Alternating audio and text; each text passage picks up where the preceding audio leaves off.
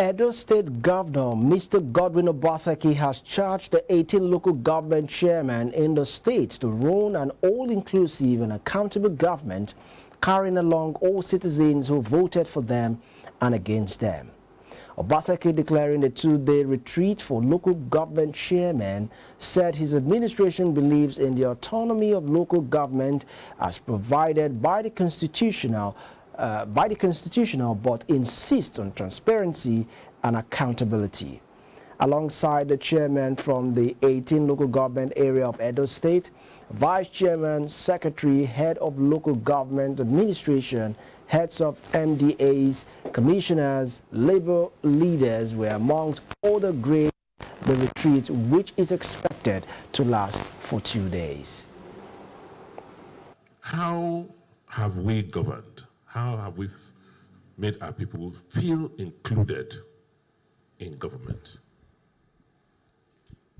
Not by focusing on individuals, but by focusing on certain policies that affect majority of our people. First, education is so key because the society is made of human beings, and it's important that we as a government lay down the direction and way in which our society will behave. And the only way we can do that is from a very early age, making sure we define how people are trained, what people learn, what they know, and how they are made to behave. That is why education is very, very important. Local governments should be responsible for their own activities. The state is doing a lot for them.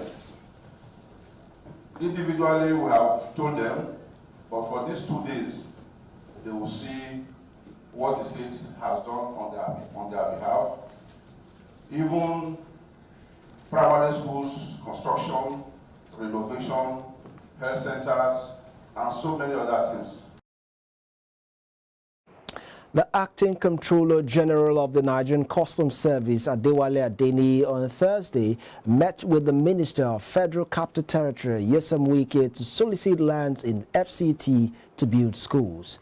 This was contained in a statement by the National Public Relations Officer of the service, Adewale, on Friday.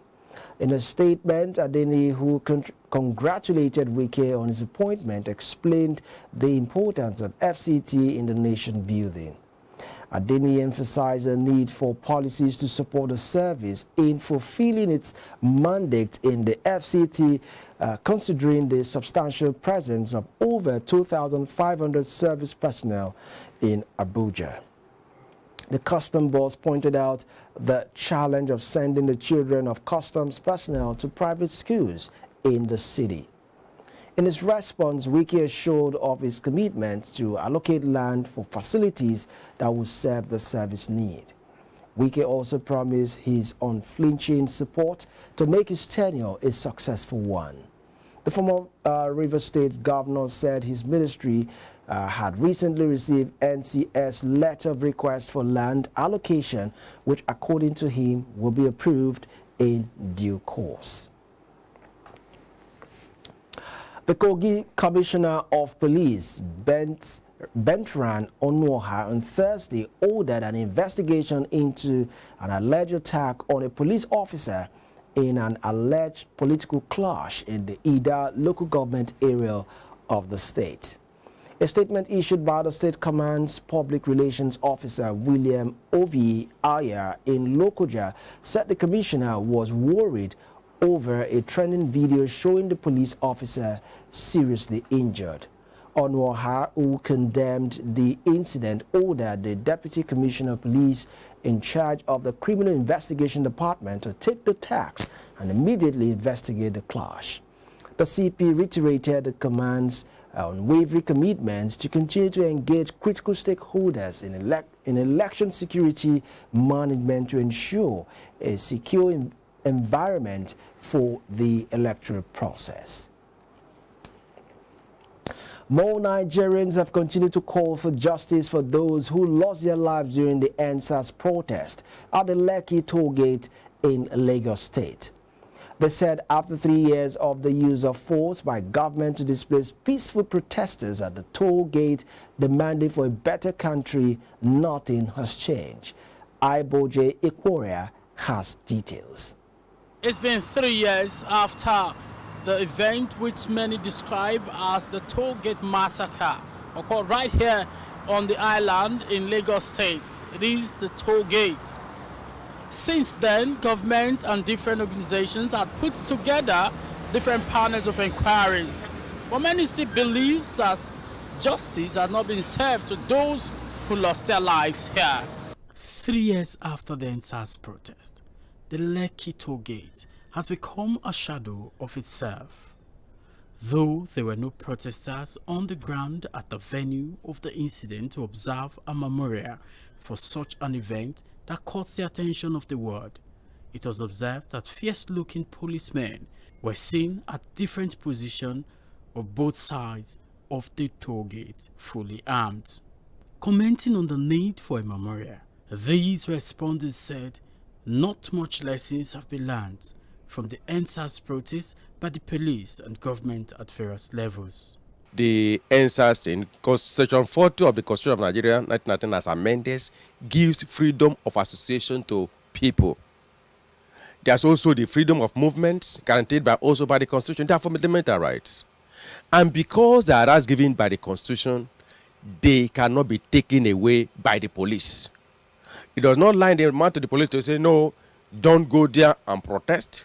Don't go there and gather for memorial of those that their lives were cut short through bullets. The only thing the police is supposed to do is when they gather, the police can even grant them protection so that hoodlums do not hijack such peaceful protests.